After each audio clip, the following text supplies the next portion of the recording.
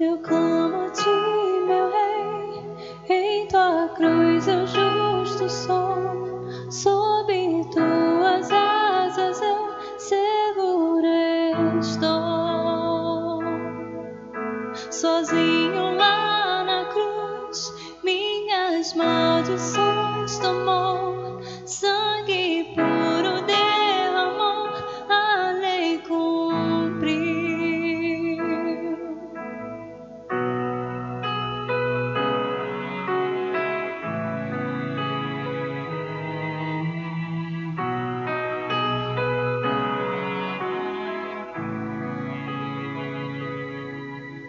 Angústia e temor, a tua paz venceu em mim. Tua palavra guia-me na escuridão. Injusto é em ti, sempre vai perseverar, pois tua graça começou, vai terminar. Sempre cantarei, minha torre és, pois eu sou santo em ti, Jesus. Na escuridão cantarei a ti, pois és a paz reinando em mim. Eu clamo a ti, meu rei, em tua cruz eu justo sou. Sob tuas asas eu seguro estou. Sozinho lá na cruz, minhas maldições tomou. Sangue puro derramou, a lei cumpriu. Sempre cantarei, minha torre és, pois eu sou santo em ti, Jesus. Na escuridão cantarei a ti, pois és a paz reinando em mim.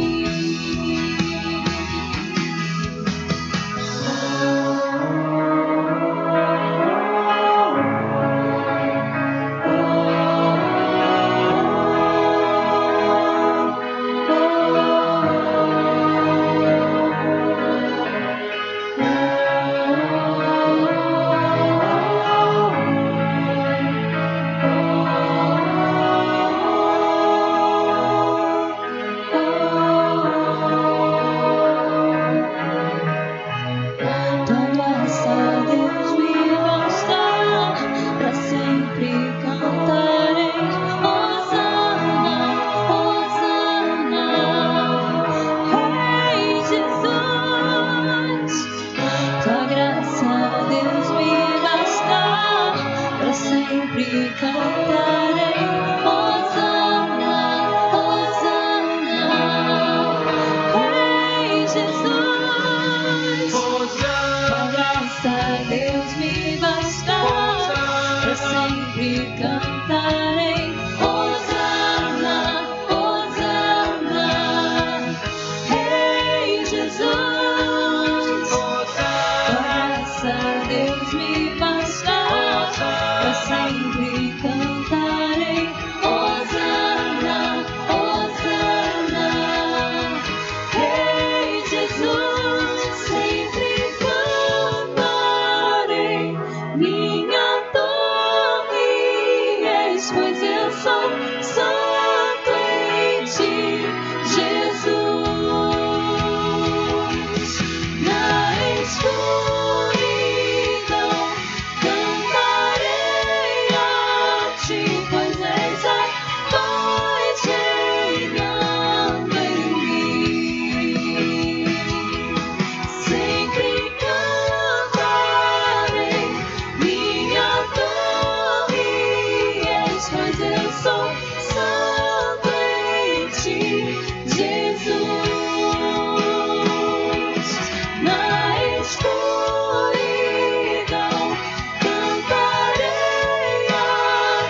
pois és a paz reinando em mim. És a paz reinando em mim.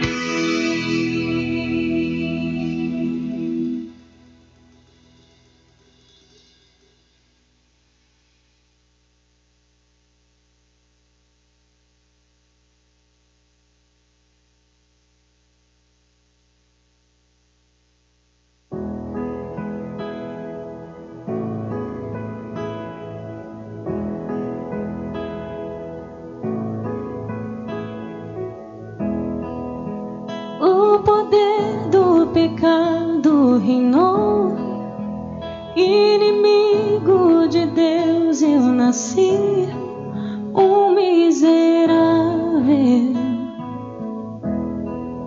Só as trevas aqui eu amei, nada em Deus desejei ou busquei, trevas eu era. Sim, graça eterna e soberana me alcançou, chamou-me, buscou-me, a graça superabundou.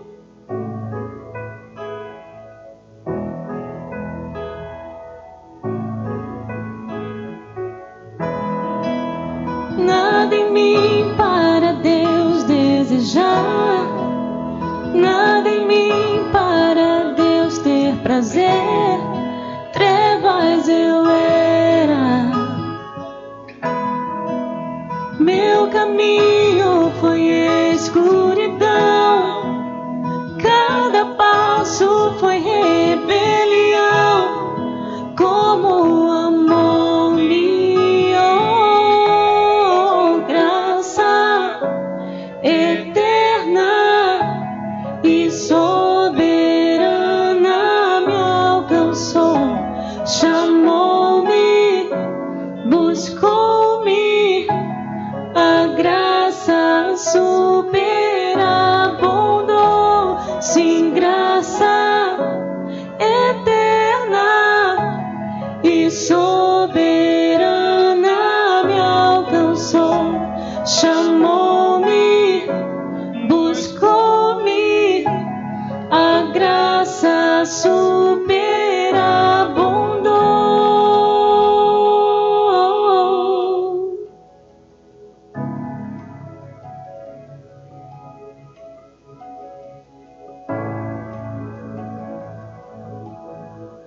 Deus no Calvário, Cristo pecado fez, me fez justiça.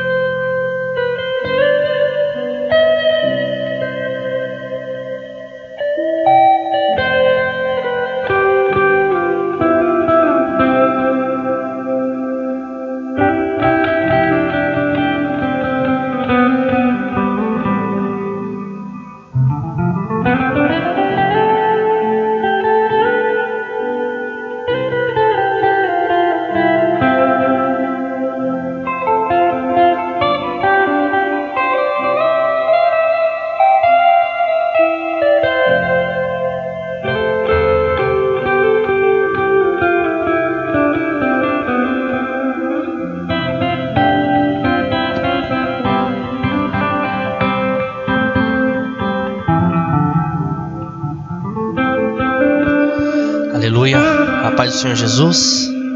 Bom dia a todos os irmãos. Juntos mais uma vez, mais uma manhã, podendo adorar esse Deus maravilhoso, não é? O que eu peço a vocês, você na sua casa, ou no seu trabalho, onde você estiver, faça o possível para dedicar um tempo de qualidade nesse momento a Deus, ok? Vamos juntos orar? Vamos abrir a palavra. Hoje a gente vai começar pela palavra de abertura, depois louvaremos algumas canções, amém? Pai, nós te louvamos. Para nós é uma alegria estar aqui na tua presença, sabendo que o Senhor nos permitiu o fôlego de vida de mais uma manhã, Senhor. Como é bom estar aqui, ainda que os meus irmãos estão distantes. Tem sido uma fase de difícil adaptação para alguns. Eu peço que o Senhor visite cada lar, cada família, cada pessoa que está assistindo ou ouvindo de alguma maneira. Do outro lado, o Senhor tem todo o poder para alcançar, como o Senhor fez com o servo do centurião. A distância o Senhor curou, a distância o Senhor alcançou. E Tu és um Deus onipresente, então eu sei que o Senhor está, não à distância, mas pessoalmente agora, em cada vida.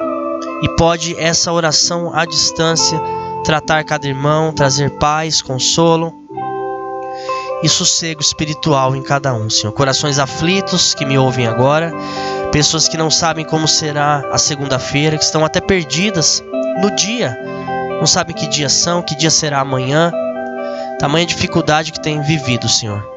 O Senhor é um Deus que consola, é um Deus provedor e pode alcançar cada vida agora, trazendo consolo, trazendo a provisão e trazendo as respostas em nome de Jesus. Sê conosco mais essa manhã em Teu nome. Oramos gratos. Amém. Compartilho com vocês rapidinho. João capítulo 13. Nós vamos ler a partir do versículo 21, mas vale muito a pena você ler com mais calma depois e meditar no texto inteiro.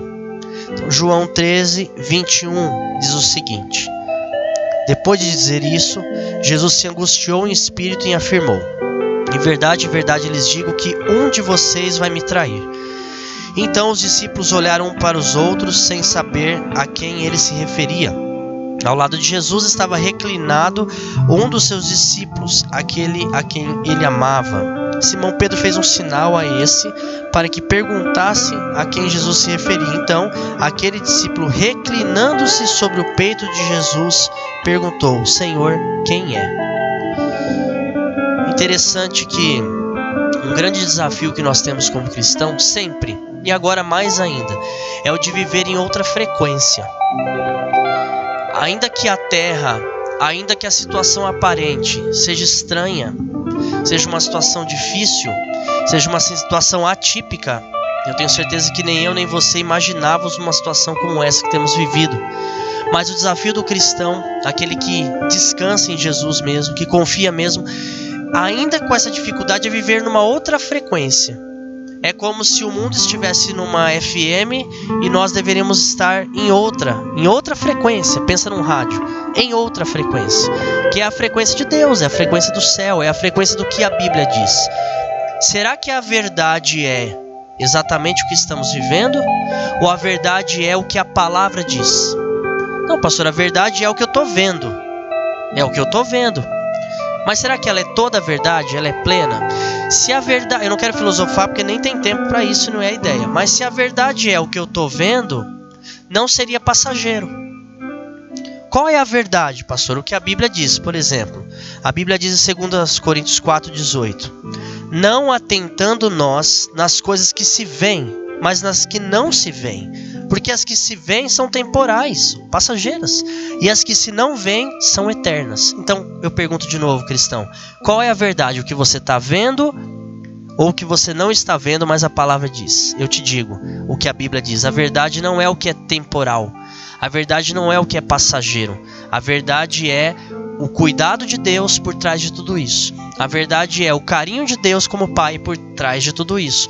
A verdade é o consolo do Senhor por trás de tudo isso. A verdade é não o que vemos, mas o que a palavra diz que é. E se Ele diz que estaria conosco todos os dias da nossa vida até a consumação dos séculos, isso continua sendo uma verdade. Se Ele diz que ainda que andássemos no vale da sombra da morte, Ele estaria lá conosco, isso é uma verdade. Se Ele diz que Ele é provedor, isso é uma verdade. Se Ele diz que Ele cuida, isso é uma verdade. Se Ele diz que nesse mundo teríamos tribulações, provações como estamos tendo, mas deveríamos ter bom ânimo, que Ele venceu o mundo, essa é a verdade. E não esse Covid-19, que é uma realidade, mas é transitória. E não o seu desemprego, que é uma realidade, mas vai passar. E não esse problema de dificuldade que você está vivendo. é uma realidade, mas vai passar, e a igreja, pelo menos a genuína, tem buscado mecanismos para ajudar de fato aqueles que estão necessitados. Quem é da genuína sabe. Então, nós devemos confiar como João, e aí eu entro no texto e já finalizo, que diante de uma ceia, de um momento tenso, que Jesus fala: um de vocês vai me trair. E todo mundo se assusta, até Pedro fala: olha, ô João, pergunta aí para ele, quem é? E João, que estava em outra frequência, ele consegue, no meio de dificuldade, no meio de uma situação extrema, ele consegue se inclinar no peito de Jesus e falar: mestre, quem é? Uma pessoa que consegue fazer isso é uma pessoa que está em outra frequência, é uma pessoa que entende que a realidade não é exatamente o que está acontecendo, que isso é passageiro, mas a realidade é o que Deus diz que é. E Deus diz a você: descanse em mim. Mateus 11:28. Vinde a mim que estão cansados e oprimidos, eu vos aliviarei. Nós vamos cantar uma música sobre descanso agora. E não cante apenas, ore, chore, desabafe, fale com Deus como você está, mas vamos reclinar no peito dele? Vamos descansar de verdade, em nome de Jesus? Amém.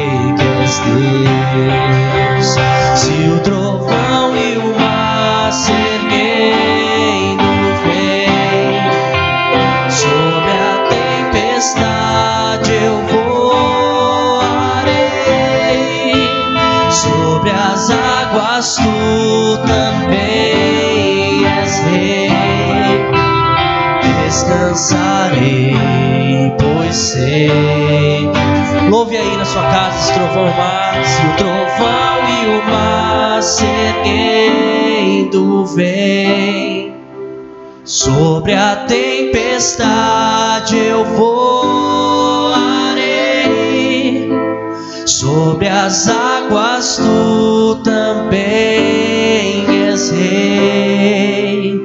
Descansarei, pois sei que és Deus. Descansarei, descansarei, pois sei que és Deus. Descansarei, pois sei que és Deus. Aleluia, Senhor, nós descansamos em Ti. Descanse no Senhor, amém? Ele é Rei, Ele é Senhor, Ele continua sendo Senhor. A verdade é o que a palavra diz, e não necessariamente o que passamos, porque o que passamos é transitório. Vamos cantar uma música mais alegre a respeito de mostrar e confirmar, conforme diz Salmos 19, que Ele é Rei e que a natureza exalta Ele e nós devemos exaltar também. Amém? Glória a Deus. Ao Rei.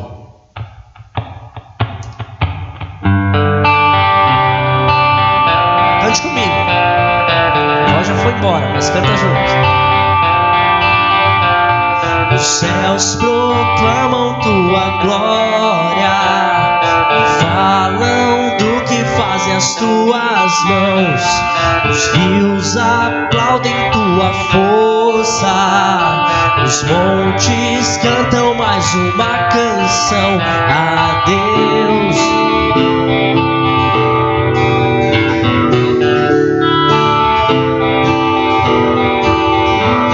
Os céus proclamam tua glória e falam do que fazem as tuas mãos. Os rios aplaudem tua força, os montes cantam mais uma canção a Deus.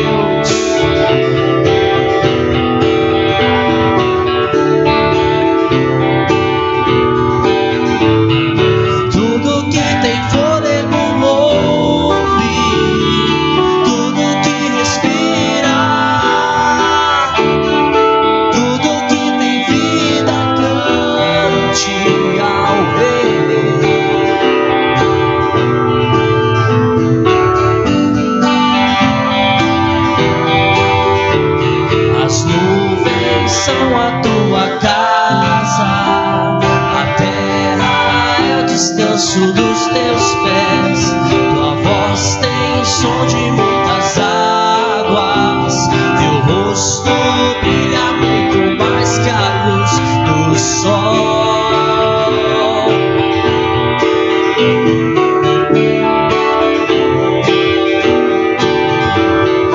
Tudo que tem fôlego ouve, tudo que respira.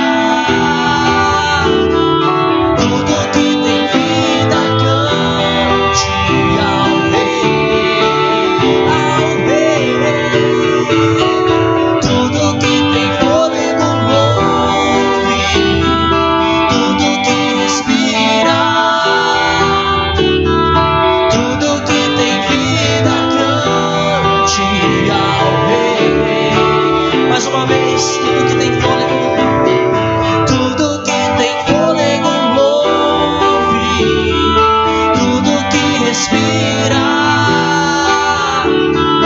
tudo que tem vida cante ao Rei, ao Rei. Tudo que tem fôlego ouve, tudo que respira. Tudo que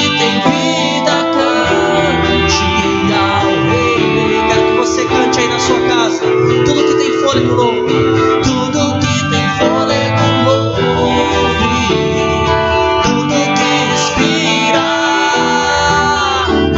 tudo que tem vida cante ao Rei, ao Rei. Tudo que tem fôlego louve, tudo que respira.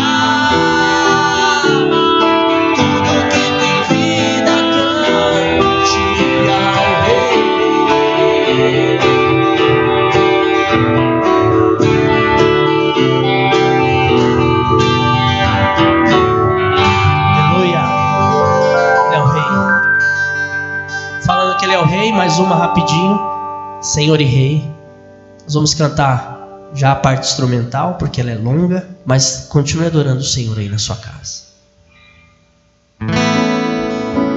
Acima de todos,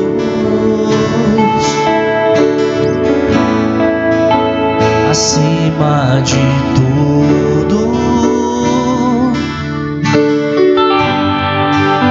está o Senhor entronizado. Vai, irmão. Os anjos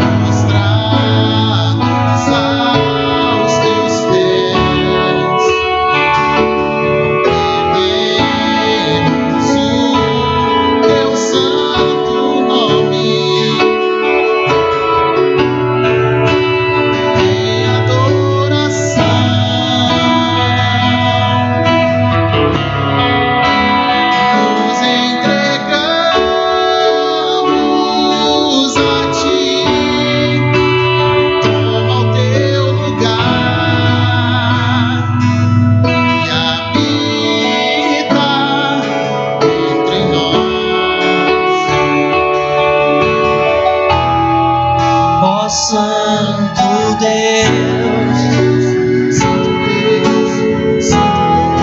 ó Santo Deus, ó Santo Deus, ó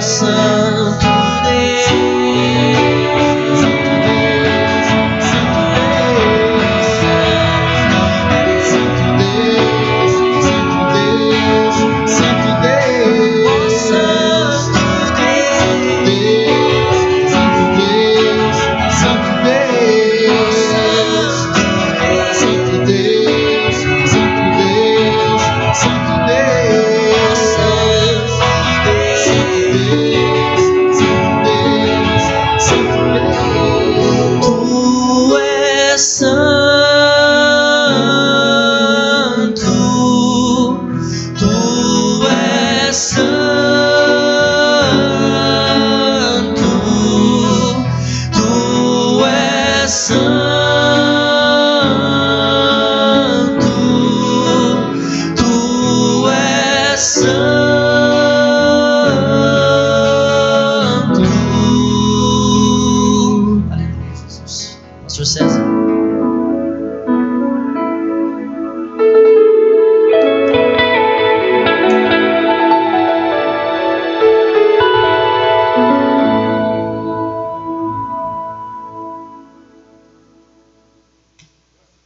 Irmãos, minhas irmãs, bom dia. Que Deus abençoe a vida de cada um de vocês em casa, ou quem não está em casa, mas está trabalhando por algum motivo, para quem está acompanhando esse culto. Eu quero começar, agradecendo a equipe que está comigo desde o primeiro dia e graças a Deus fazendo a diferença, fazendo a diferença através da vida desses irmãos abençoados que chegam aqui pelo menos 1 hora antes de cada transmissão, e através da vida deles é que esse culto é possível, e através da vida deles é que agora mais de 200 lares estão acompanhando, congregando, cultuando a Deus conosco. Nessa época de comunhão digital, é claro que eu prefiro a comunhão física mesmo, abraçar os irmãos e tudo mais, mas nesse momento eu quero louvar a Deus pela vida desses irmãos em especial que estão aqui a cada culto, a cada domingo pela manhã, a cada quinta-feira. E através da vida deles esse culto tem sido possível, Louvemos a Deus pela vida desses irmãos. Eu quero ler com vocês um texto que está em Mateus capítulo 11 e pedindo a vocês que compartilhem. Você sabia que você pode ir lá em cima no navegador, lá onde está escrito youtube.com, não sei o que lá, e você copia aquele link, copia e vai lá no seu Facebook, por exemplo, e coloca lá pregação ao vivo e posta. Se você tem, 100 amigos, 200, 500, as chances são que alguns desses vão ouvir essa palavra, e você está sendo um evangelista nesse momento, nesse assunto, tá? Então, se você puder, copia o link aqui, vai lá no Facebook, vai lá no Instagram, vai nos grupos que você participa e fala, se você está a fim de ouvir uma palavra de Deus, vem aí uma direção da parte de Deus ao vivo agora nesse momento, tá? Então eu sempre peço para vocês curtirem aí também a página do YouTube. Não vou ficar falando disso porque já tá bom, já. Vamos lá, Mateus capítulo 11 versículos de 1 em diante. Mateus 11, 1. O texto diz o seguinte: Ora, tendo acabado Jesus de dar estas instruções aos seus 12 discípulos, partiu dali a ensinar e a pregar nas cidades deles. João, quando ouviu no cárcere falar das obras de Cristo, mandou por seus discípulos perguntar-lhe: És tu aquele que estava para vir, ou havemos de esperar outro? E Jesus respondendo lhe disse: Ide, anunciai a João o que estáis ouvindo e vendo.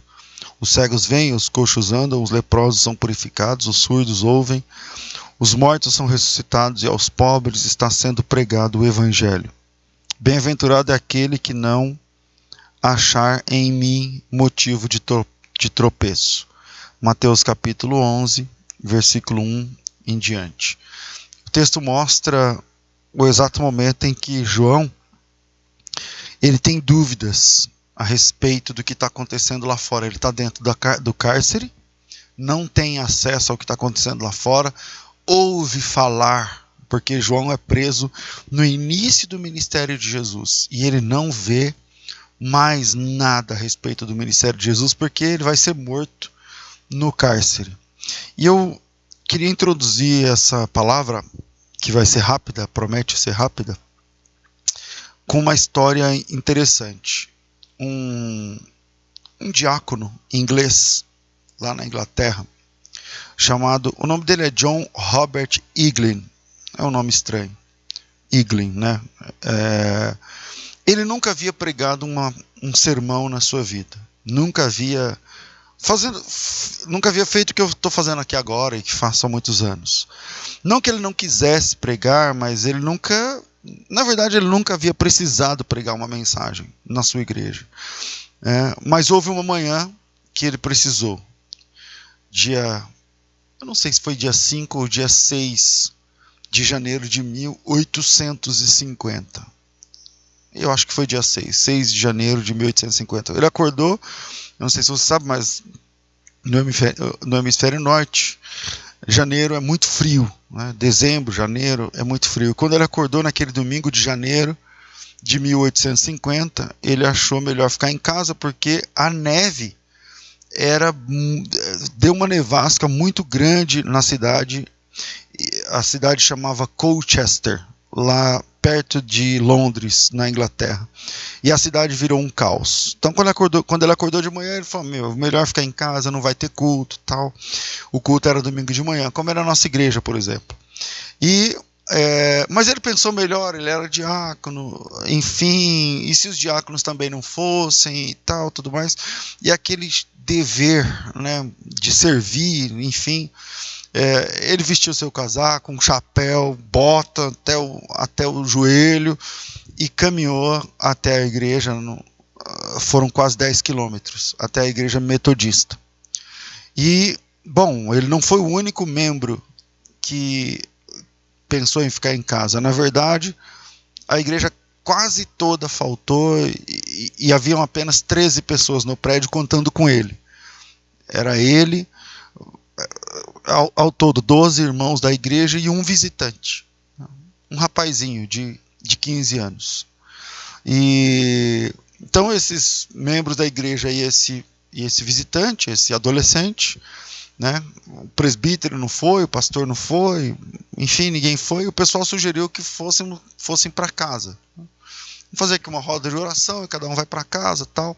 Mas Robert Eglin, esse diácono, sugeriu que fizessem o culto. Vamos fazer um culto rápido aqui e tal. Ele era o único diácono e então sobrou para ele a pregação naquela manhã. Então fizeram uma roda de oração, deram as mãos, cantaram 2 louvores, como a gente fez aqui. E chegou a hora, ele ficou meio com medo, mas enfim, fazer o que e tal.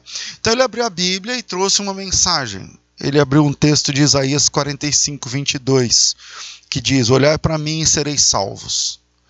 Naquela manhã, ele não pregou exatamente uma mensagem concatenada em pontos, uma mensagem expositiva, temática ou textual. Na verdade, foram no máximo 10 minutos.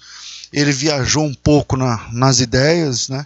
Não se concentrou em nenhum aspecto do contexto, não falou da história de Isaías, do ministério de Isaías, não fez introdução, como eu estou fazendo aqui agora, e não desenvolveu tópicos, enfim, mas no final ele olhou para o rapaz de 15 anos nos olhos e disse: olhe para Jesus. Olhe para Jesus, olhe para Jesus. Olhai para Deus e vereis a salvação e tal. Bom, ele fez esse desafio para o rapaz. Se o desafio valeu a pena, se o desafio funcionou ou se fez alguma diferença, eu vou falar para vocês a partir das palavras desse rapaz, que depois de adulto, escreveu como ele se sentiu naquele momento. Abre aspas. Eu olhei e naquele momento a nuvem que estava sobre o meu coração se levantou. A escuridão desapareceu. E naquele instante eu vi o sol. Fecha aspas. O nome do rapaz? Charles Haddon Spurgeon, o príncipe dos pregadores da Inglaterra. Esse menino se tornara o maior vulto da pregação do evangelho de toda a história do cristianismo. De Pedro, que foi o grande pregador dos apóstolos, até aos dias de hoje, Charles Spurgeon é o principal vulto da pregação. Não sei se você quiser dar um Google sobre quem eu estou falando, ou no Wikipedia, você vai ver aí os mais de 130 livros escritos por Charles Spurgeon, os mais de 3.600 sermões impressos por Charles Spurgeon. Os sermões de Charles Spurgeon juntos formam um volume maior do que o volume da Enciclopédia Britânica, a Barça, por exemplo. E a pergunta que eu me faço é: será que o pregador, na roda lá da igreja, no meio da neve, sabia o que ele havia feito quando ganhou essa alma para Jesus? Eu acho que a resposta é não. Eu acho que ele não tinha noção. E isso que aconteceu naquela manhã, naquela cidade de Colchester, com 13 pessoas no culto, isso acontece o tempo todo. Isso acontece o tempo todo.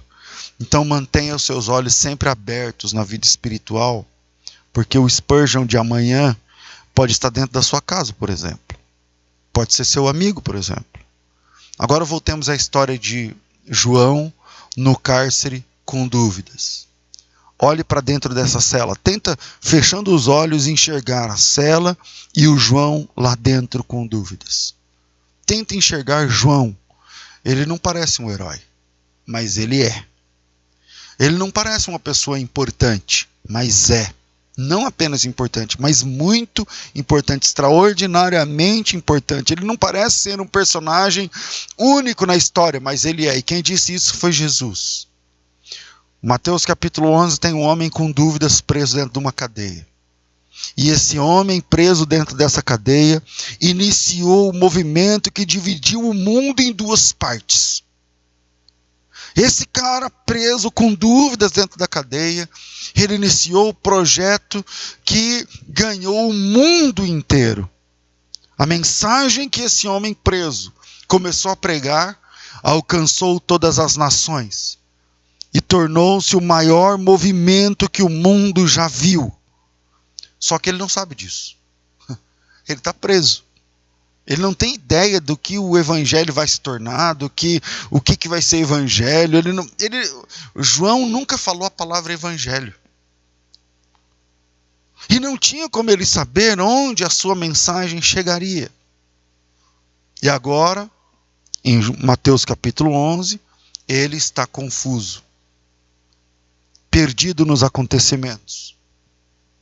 Antes, ele não conhecia a dúvida. Mas agora, preso nessa situação, ele está pensativo.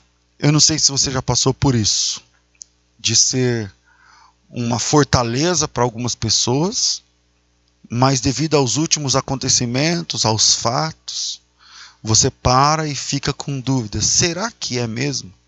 Será que eu sou essa pessoa mesmo? Será que eu sou aquilo que eu achava que eu era? Será que Deus me usa mesmo? Será que tudo é verdade? Será que está tudo funcionando? João, nesse contexto, não parece um herói, não é verdade? Preferimos o João inabalável, com a testa franzida, que come gafanhotos, que não se veste como as outras pessoas. O João que não tinha problema com dúvidas. Parece que a gente prefere ver João sempre assim. Preferiríamos, por exemplo, que, por uma questão de justiça, o marinheiro tivesse o direito de avistar a praia, depois de conduzir, depois de navegar. Moisés não conseguiu ver a terra prometida? Josué não entrou na terra prometida? João não era o primo de Jesus? Será que ele não merecia ver o desfecho das suas próprias profecias? Bem, parece que não. Os milagres que João profetizou, ele nunca conseguiu ver. Os sinais que ele disse que aconteceriam, ele nunca pôde ver ao vivo. Por isso, ele está com dúvida. Por isso, ele está perdido nos sentimentos. E hoje eu gostaria de falar sobre situações que podem nos causar dúvidas. A gente está num contexto no Brasil onde o cenário de amanhã é extremamente incerto. Eu não sei se a minha empresa resiste. Eu não sei se o meu patrão vai me manter empregado. E eu não sei de onde ele vai tirar dinheiro para me pagar.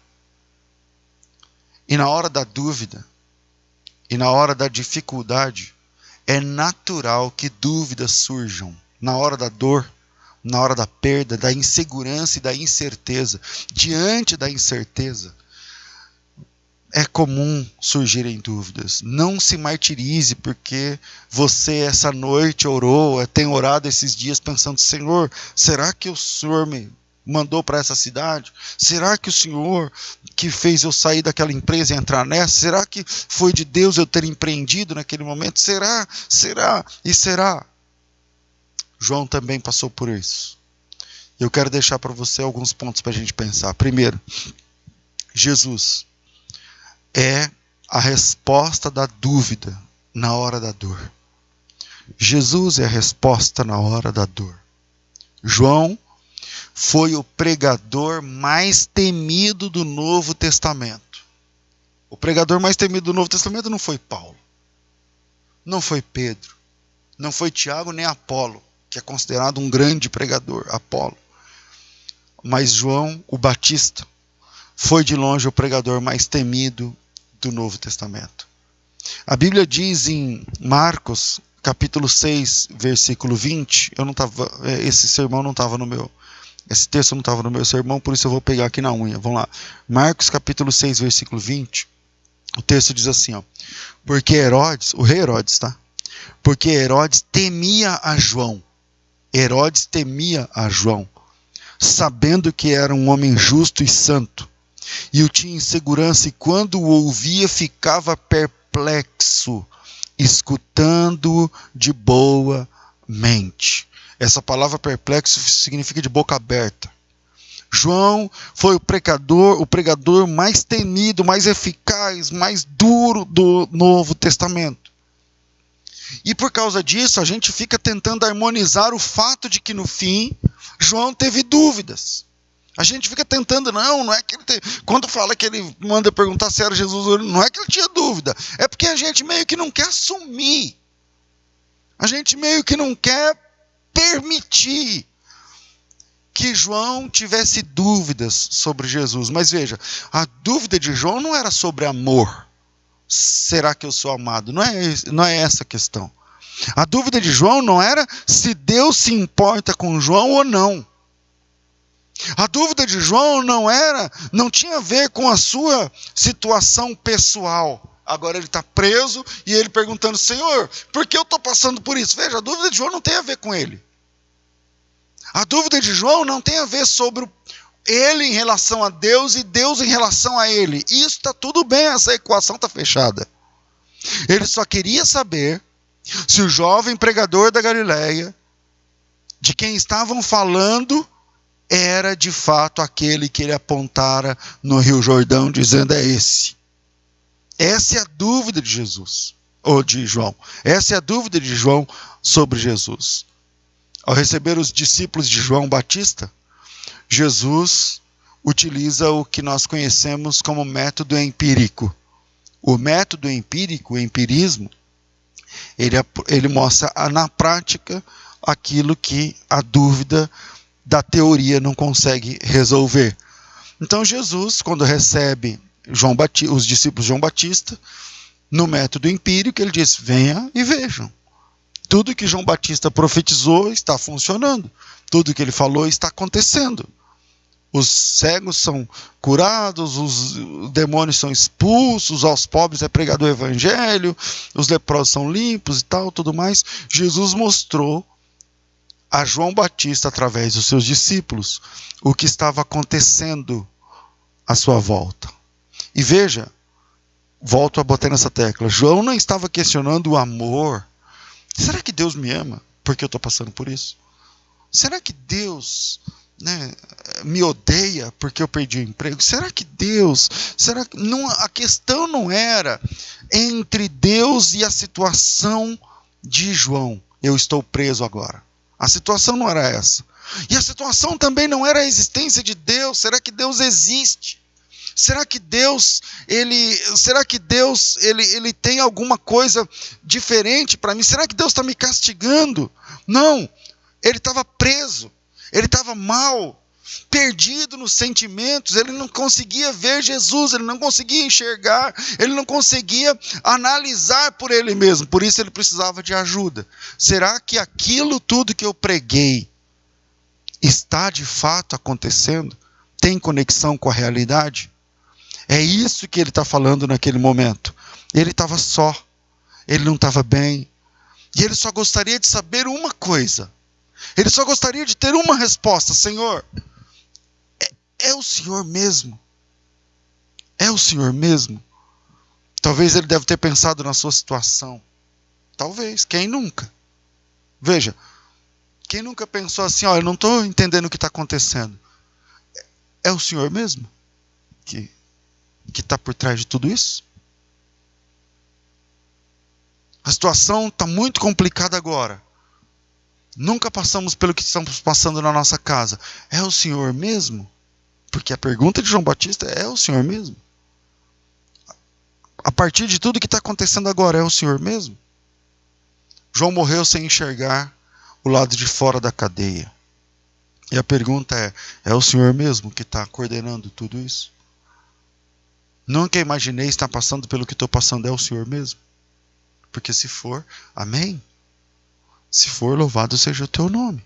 É o que o Senhor tem para mim. Segunda coisa que eu queria falar nesse assunto é que a dor não invalida o que a Bíblia diz.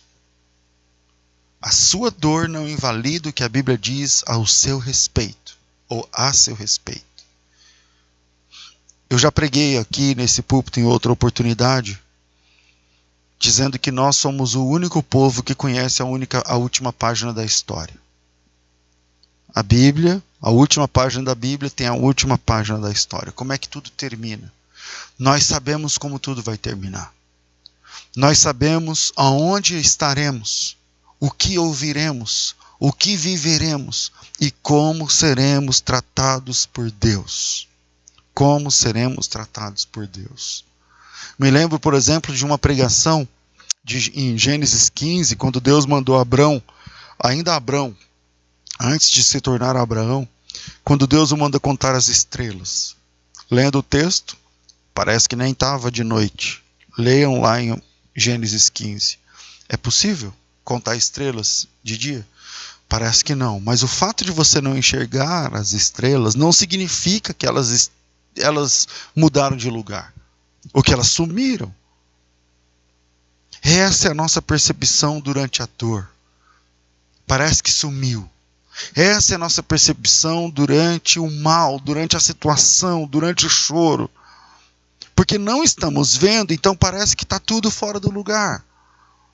Sua dor, irmão, irmã, sua perda, ou sua dúvida, não invalidam o que a Bíblia diz sobre você. Não invalidam o que a Bíblia diz a seu respeito. Deus continua no controle na hora da dor. Deus continua sendo bom na hora da dor, mesmo que a gente não entenda. Deus continua sendo Deus. Deus continua sendo o Pai na hora da adversidade. Aliás, ser um bom pai e uma boa mãe implica em dizer não em algumas ocasiões. E a mensagem que Jesus deixou durante a sua tentação de 40 dias continua valendo. O fato dos anjos não me socorrerem aqui, essa é a mensagem que eu enxergo lá em Mateus 4. Satanás dizendo, se você é filho de Deus, lance-te daqui abaixo, porque está escrito na Bíblia que ele enviará os anjos para te socorrer. Ele dará ordem aos seus anjos a seu respeito. E a resposta de Jesus quer dizer o seguinte: o fato dos anjos não me socorrerem aqui e agora, o fato de eu não enxergar anjos em volta de mim, não tem a ver com quem eu sou. Não dizem nada sobre a minha identidade. Não dizem nada sobre o amor de Deus a meu respeito. Deus continua me amando, mesmo quando os anjos não aparecem. Deus continua sendo Deus, mesmo que as pedras não se transformem em pães. A fala de Satanás é o seguinte: se você é filho de Deus, manda que essas pedras virem pães. E Jesus diz o seguinte: eu não preciso de pedra virando pão para saber quem eu sou, para saber que eu sou amado por Deus. Eu sou amado por Deus, mesmo quando os milagres não acontecem, mesmo quando os sinais não acontecem. E essa mensagem que Jesus nos ensinou durante a tentação continua valendo até hoje. Mesmo perdido durante um terremoto, durante um vendaval, durante onde for, nós sabemos em quem temos crido. Nós sabemos quem é nosso Deus, quem é nosso Senhor, o que Ele sente por nós, o que Ele fez por nós naquela cruz.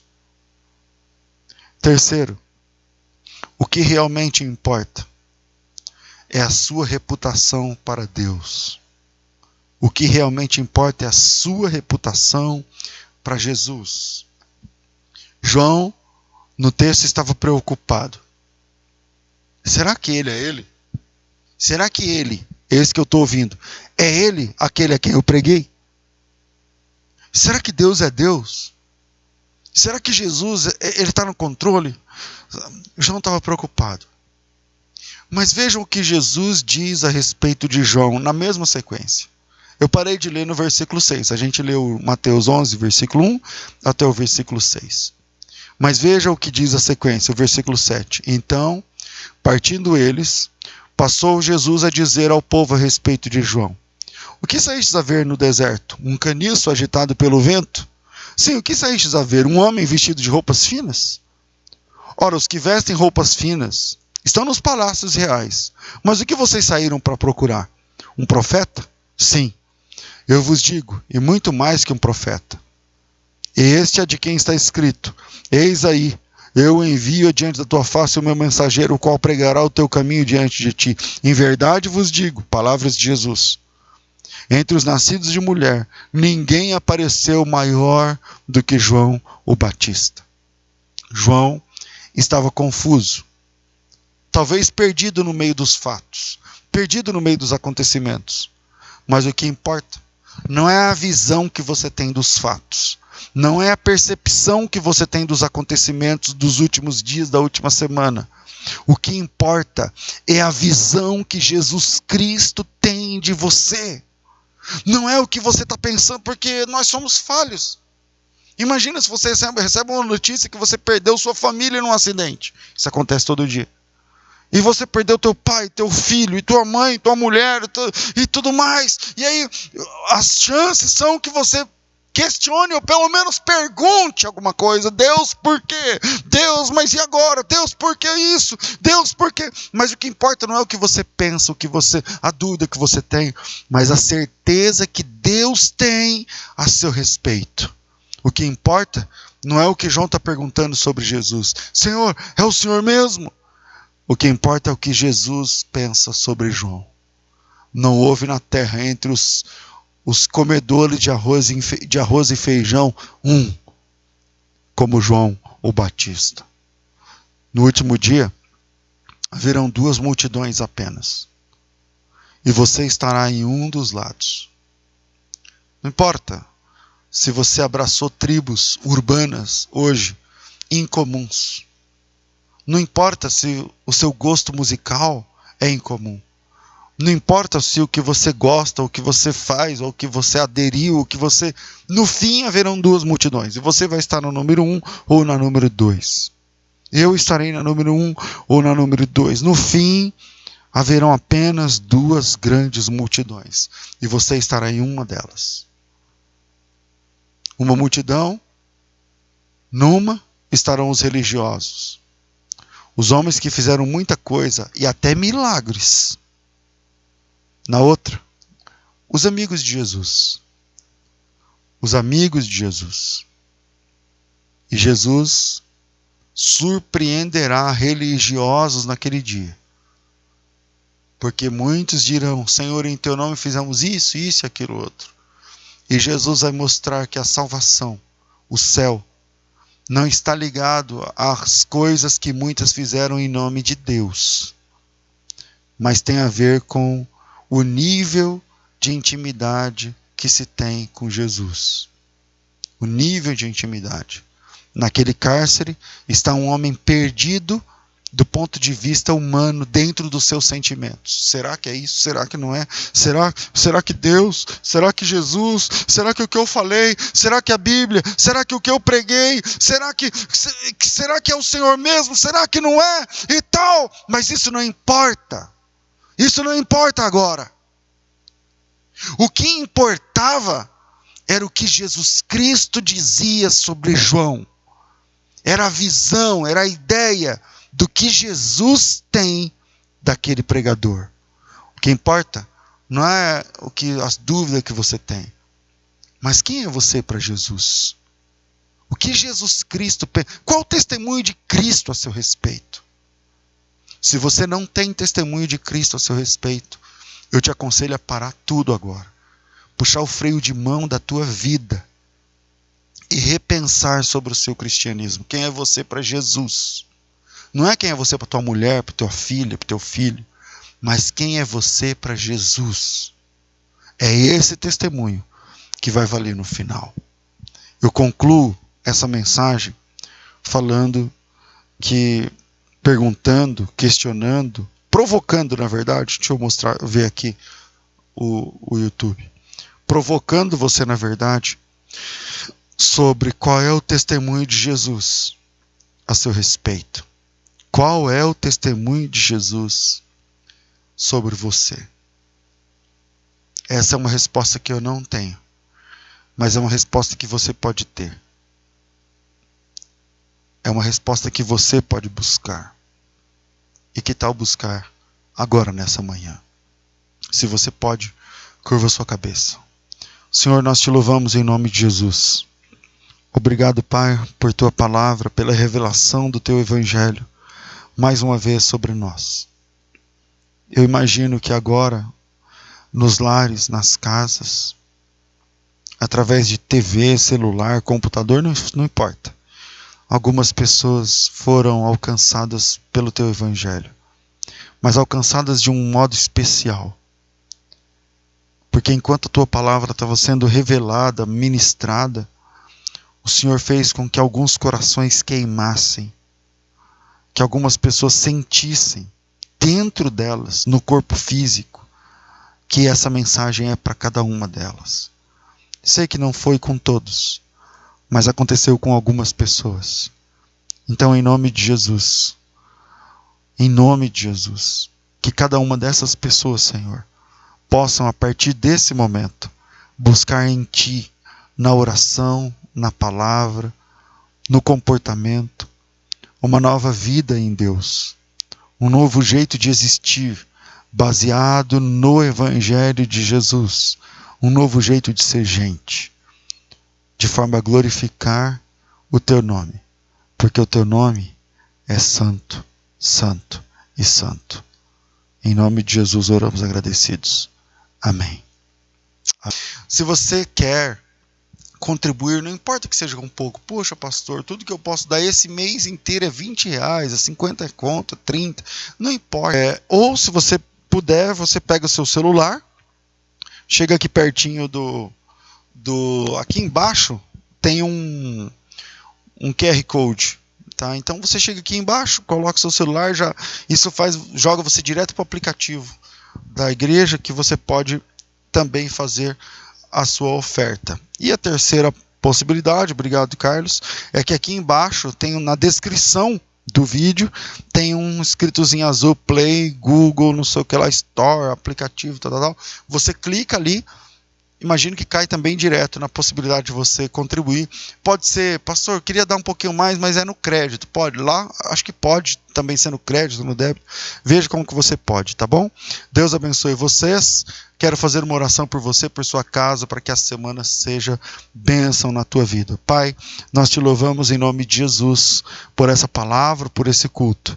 Abençoe, Senhor, mais uma nova semana, que assim como a semana passada, começa com muitas incertezas, muita insegurança, mas hoje nós aprendemos que o Senhor está no controle de tudo, mesmo quando nós não vemos ou não percebemos.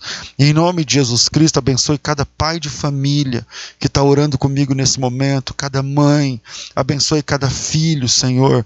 Um momento de muitas incertezas como este, nós escolhemos deixar tudo nas tuas mãos, confiando no Senhor. Do Senhor é o amém, a tua palavra diz. Em nome de Jesus, abençoe cada casa, cada família, abençoe, Senhor, livrando cada família desse vírus terrível que tem assolado a nossa nação, passando de 5.000 mortos essa semana. Tem misericórdia de cada um de nós, ó Deus. Em nome de Jesus Cristo, confiamos no Senhor, colocamos as nossas vidas nas tuas mãos. O Senhor é o nosso pastor e nada nos faltará. E nada nos faltará. Declaramos a nossa confiança publicamente em Ti, em nome do Senhor Jesus. Em nome de Jesus. A graça de Jesus, o amor do Pai, a comunhão do Espírito Santo, e seja na vida de cada serva de Deus que acompanhou esse programa, essa live, esse culto online, e na vida de cada salvo espalhado por toda a face da terra. E a Igreja de Cristo, representada de forma digital hoje, confirma essa bênção e a recebe, dizendo amém. Deus abençoe vocês, em nome de Jesus.